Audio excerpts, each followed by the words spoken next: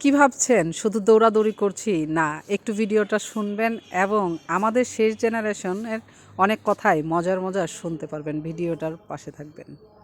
ভিডিওটা ভালো লাগলে কমেন্ট করবেন, শেয়ার করবেন পাশাপাশি। আর হ্যাঁ, কে কোথায় থেকে ভিডিওটা দেখছেন? আমি তো জামালপুর দেয়ানগঞ্জ থেকে ভিডিওটা করছি, কমেন্ট করবেন। আমরা শেষ জেনারেশন যারা মায়ের আঁচল পেয়েছি, এখনকার বাচ্চারা তো মায়ের আঁচল কি জানে না। শেষ জেনারেশন যারা কিনা দল বেঁধে ছেলে মেয়ে খেললে পরেও কোনো কথা গুঞ্জন বের হইতো না।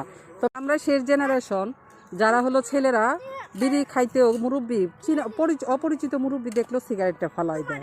বিড়ি খেতে গিয়ে আমার এক চাচা কি কাণ্ড নাই করেছে দেখেন, শুধু মুরব্বিদের ভয়ে। কথাটা শুনে নেন। কৃষক হাঁকছো কও ধানের ডুলার মধ্যে হাঁকছো কৃষক বিড়ি খাচ্ছিলাম।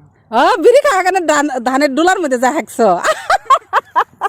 এই বুলাবেন শুন, তোর ভাইয়া কি করছে শুন, বয়ের মধ্যে হাঁকছে।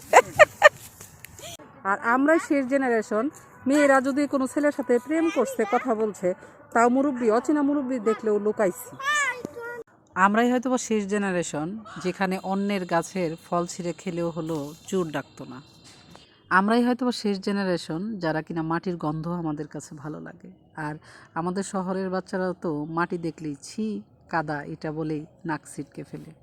আমরা হয়তো বা শেষ জেনারেশন যারা কিনা মুরব্বিদেরকে বেশি শ্রদ্ধা এবং সম্মান করতাম। শেষ জেনারেশন যারা কিনা খেতে আর বাস যারা হাগেরাই আসছে।